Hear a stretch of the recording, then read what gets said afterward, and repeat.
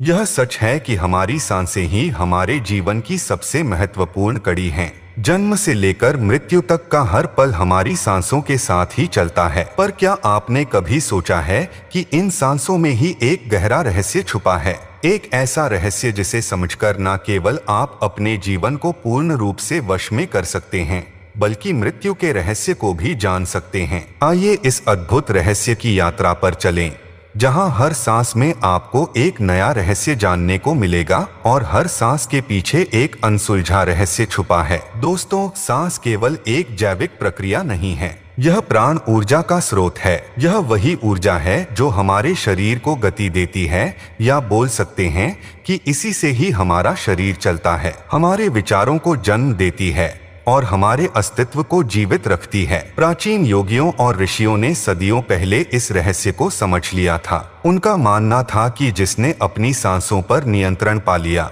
उसने जीवन और मृत्यु दोनों पर विजय प्राप्त कर ली। वे जानते थे कि सांस केवल हवा नहीं है, यह एक कॉस्मिक एनर्जी है जो पूरे ब्रह्मांड से जुड़ी और फैली हुई है। जब हम इसे सही तरीके से नियंत्रित करना सीख लेते हैं, तो हम अपने जीवन के हर पहलू को बदल सकते हैं, शारीरिक, मानसिक और आध्यात्मिक। क्या आपने कभी अपनी सांसों को महसूस किया है? हर इंसान एक दिन में लगभग 21,600 बार सांस लेता है, लेकिन क्या आपने कभी अपनी सांसों पर ध्यान दिया? जब आप खुश होते हैं तो आपकी सांसें हल्की और धीमी हो जाती हैं। जब आप क्रोधित होते हैं तो यह तेज और उथली हो जाती है। यही नहीं, जब आप ध्यान में लीन होते हैं तो आपकी सांसें इतनी धीमी हो जाती हैं कि वे अदृश्य लगती हैं।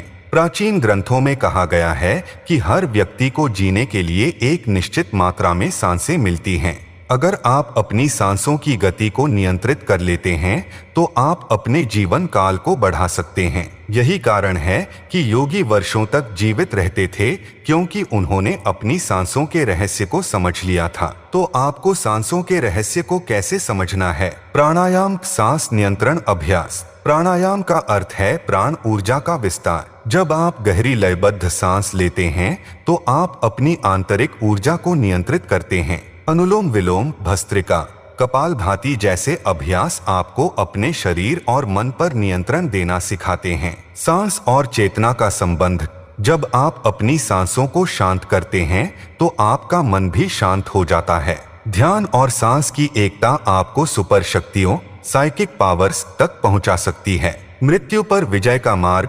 योगियों के अनुसार मृत्यु से पहले व्यक्ति की सांसें बहुत धीमी हो जाती हैं। अगर कोई अपनी अंतिम सांस को संवेदनशीलता से पकड़ ले, तो वह मृत्यु को भी पार कर सकता है। जब योगियों ने मृत्यु को हराया था, पुराणों में कई कहानियां मिलती हैं जिनमें योगियों ने संजीवनी शक्ति का प्रयोग कर मृत्यु को हरा दिया। कहा जाता है कि महान योगी महाअवतार बाबाजी सदियों से जीवित हैं, क्योंकि उन्होंने अपनी सांसों पर पूरी तरह नियंत्रण कर लिया है। एक अन्य कथा के अनुसार शिव के शिष्य मार्कंडेय ऋषि को मृत्यु का भय सताने लगा। उन्होंने अपनी सांसों को इतनी गहराई से साध लिया कि यमराज भी उन्हें लेने में असमर्थ हो गए। इससे साबित होता है कि जिसने अपनी सांसों को साध लिया या समझ लिया, उसका मृत्यु पर अधिकार हो जाता है। तो क्या आप तैयार हैं सांसों के इस रहस्य को जानने के लिए? कमेंट में जरूर लिखें, हाँ मैं तैयार हूँ। आपको सांस लेना एक साधारण प्रक्रिया लगती है, लेकिन जब आप इसकी गहराई में जाते हैं या गहराई से समझते हैं, तो यह आपको एक अलौकिक यात्रा पर ले जाती है। यह यात्रा केवल जीवन तक सीमित नहीं रहती है, यह आपको उन द्वारों तक पहुंचाती है जहां से मृत्यु खुद एक रहस्य बन जाती है। क्या आप भी अपनी सांसों की शक्ति को जागृत करना चाहते हैं? क्या आप मृत्यु के इस रहस्य को समझने के लिए तैयार हैं? याद रखें, हर सांस एक रहस्य है जिसे जानने की शक्ति केवल आपके भीतर है। तो आइए इन सांसों के रहस्य को गहराई से समझते हैं। जब हम सांस लेते हैं, तो केवल ऑक्सीजन ही नहीं ग्रहण करते, हम एक ऐसी गूढ़ ऊर्जा को भी आत्मसात करते हैं जिसे प्राचीन ग्रंथों में प्राण शक्ति कहा गया है। यह ऊर्जा हमारे शरीर में बहने वाली सूक्ष्म धाराएं, नाड़ियों के माध्यम से पूरे अस्तित्व में प्रवाहित होती है। भारतीय योग परंपरा में कहा गया है कि मानव शरीर में 72,000 नाड़ियां हैं, लेकिन इनमें से 3 नाड़ियां सबसे महत्वपूर्ण मानी गई हैं, इड़ा नाड़ी, पिंगला नाड़ी और सुषुम्ना नाड़ी। आइए इन रहस्यमय नाड़ियों और उनकी शक्तियों को समझते हैं। इड़ा, पिंगला और सुषुम्ना नाड़ी यह जीवन के 3 रहस्यमय मार्ग हैं। सबसे पहले इड़ा नाड़ी, जिसे चंद्र ऊर्जा के नाम से जाना जाता है। यह नाड़ी बाईं नासिका से जुड़ी होती है। इसका संबंध शीतलता, चंद्रमा और मानसिक शांति से होता है। जब इड़ा नाड़ी सक्रिय होती है तो मन शांत और स्थिर रहता है। दूसरी है पिंगला नाड़ी, यह सूर्य ऊर्जा का प्रतीक है। यह नाड़ी दाईं नासिका से जुड़ी होती है। इसका संबंध गर्मी, सूर्य और भौतिक ऊर्जा से है। जब पिंगला नाड़ी सक्रिय होती है तो शरीर में शक्ति और कर्मशीलता बढ़ती है। तीसरी है सुषुम्ना नाड़ी, यह मध्य मार्ग से संबंधित है। यह सबसे रहस्यमय नाड़ी है जो रीढ़ की हड्डी के मध्य में स्थित होती है। जब यह नाड़ी सक्रिय होती है तो आध्यात्मिक जागरण होता है। यही नाड़ी कुंडलिनी शक्ति के जागरण का द्वार है। यही रहस्य है कि सामान्य व्यक्ति की सांसें या तो इड़ा नाड़ी या पिंगला नाड़ी में प्रवाहित होती हैं, लेकिन योगियों ने अपनी साधना से सुषुम्ना नाड़ी को सक्रिय कर लिया, जिससे वे भौतिक सीमाओं से परे जाकर मृत्यु पर विजय प्राप्त करते हैं। प्राचीन ग्रंथों में कहा गया है कि प्रत्येक मानव के भीतर एक सुप्त शक्ति छुपी होती है, जिसे कुंडलिनी शक्ति कहते हैं। यह शक्ति मूलाधार चक्र, रीढ़ की जड़ में सांप की तरह कुंडली मारकर सोई हुई अवस्था में रहती है। जब कोई व्यक्ति अपनी सांसों पर पूर्ण नियंत्रण कर लेता है और विशेष प्राणायाम व ध्यान से इस शक्ति को जागृत करता है, तब वह अपने शरीर, मन और आत्मा पर पूर्ण अधिकार प्राप्त कर सकता है। तो आइए जानते हैं कि कुंडलिनी जागरण के चरण कौन कौन से हैं। गहरी सांसों से मन को स्थिर करना, सुषुम्ना नाड़ी को सक्रिय करना, ऊर्जा को धीरे धीरे मूलाधार से सहस्रार चक्र तक उठाना। कहा जाता है कि जब कुंडलिनी पूरी तरह जाग जाती है तब व्यक्ति अमृत की सीमा को छू सकता है, मतलब मृत्यु से परे यात्रा कर सकता है।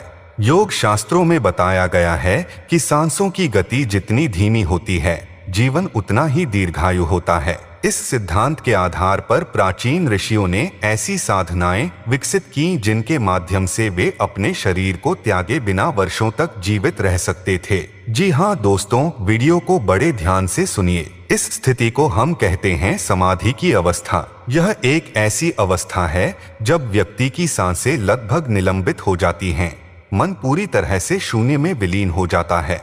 इस अवस्था में व्यक्ति मृत्यु के बंधनों से मुक्त हो जाता है। यह होता है प्राण और मृत्यु के बीच का संबंध।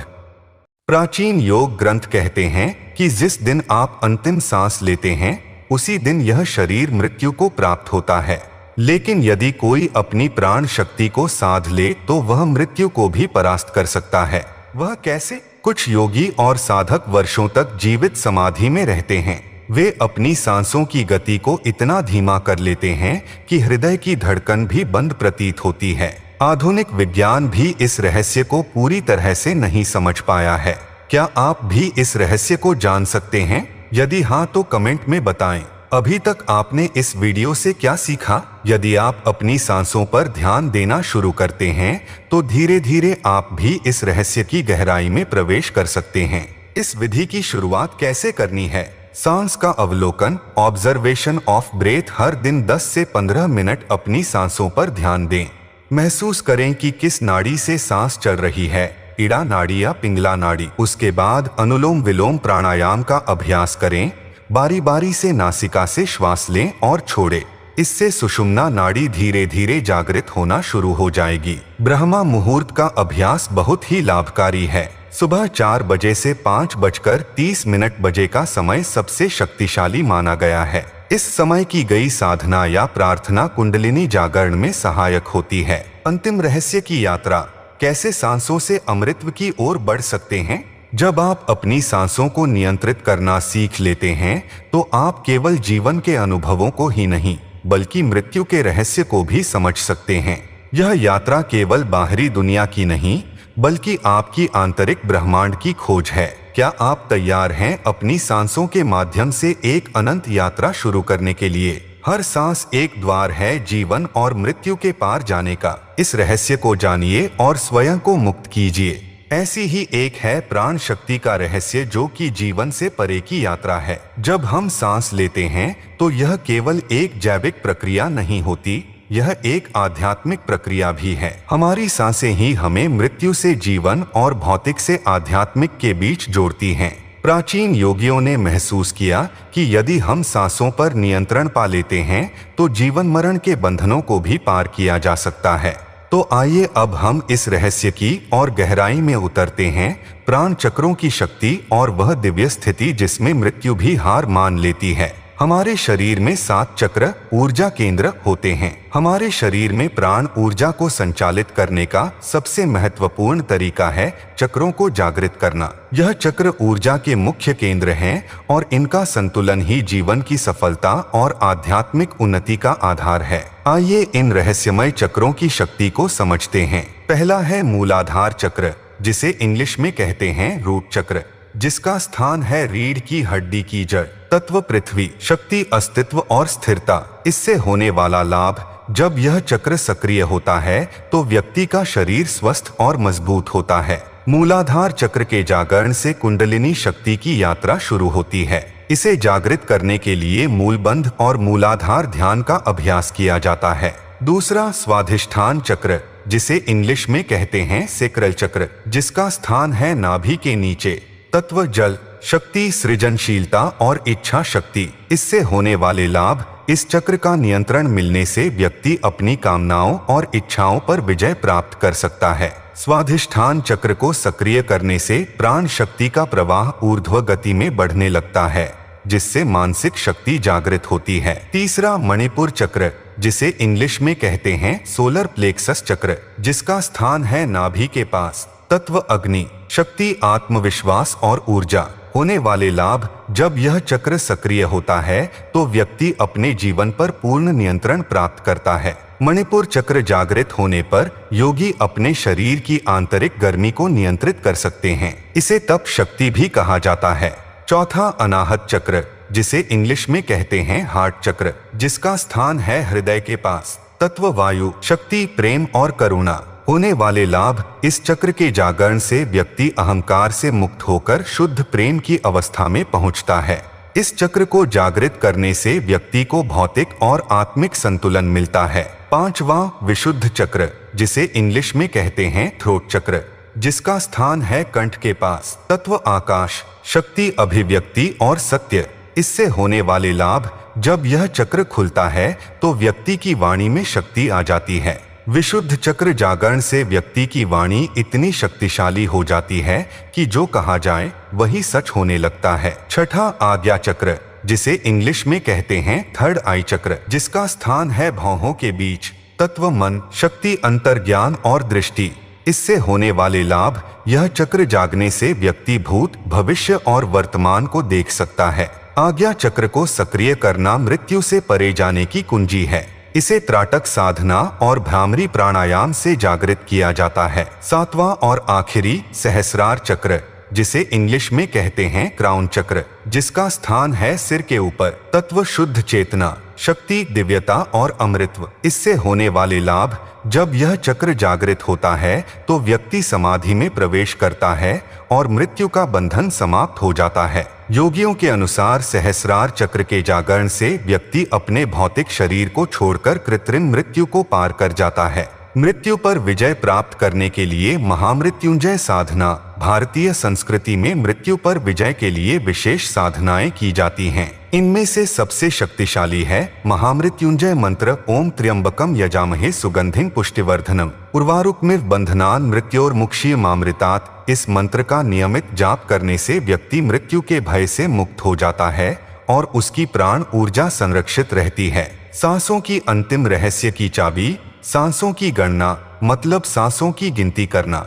शास्त्रों के अनुसार हर व्यक्ति को सीमित सांसें मिली हैं। यदि आप अपनी सांसों को धीमा कर लेते हैं तो आपका प्राणायाम का अभ्यास अनुलोम विलोम, भस्त्रिका और कपालभाति जैसे प्राणायाम से सांसों की गति को नियंत्रित किया जा सकता है। सुषुम्ना जागरण, जब आपकी सांस दोनों नासिकाओं में समान रूप से बहने लगती है तो सुषुम्ना नाड़ी सक्रिय होती है।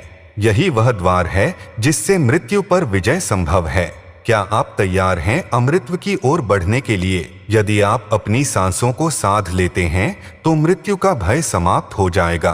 शरीर और मन पर पूर्ण नियंत्रण मिलेगा, आध्यात्मिक ऊंचाइयों को छू सकेंगे। सांसें ही आपके जीवन की चाबी हैं। इन्हें समझिए, इन्हें साधिए और मृत्यु पर विजय प्राप्त कीजिए।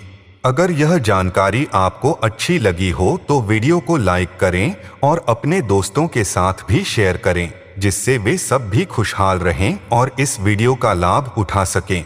हंसते रहिए, मुस्कुराते रहिए। धन्यवाद।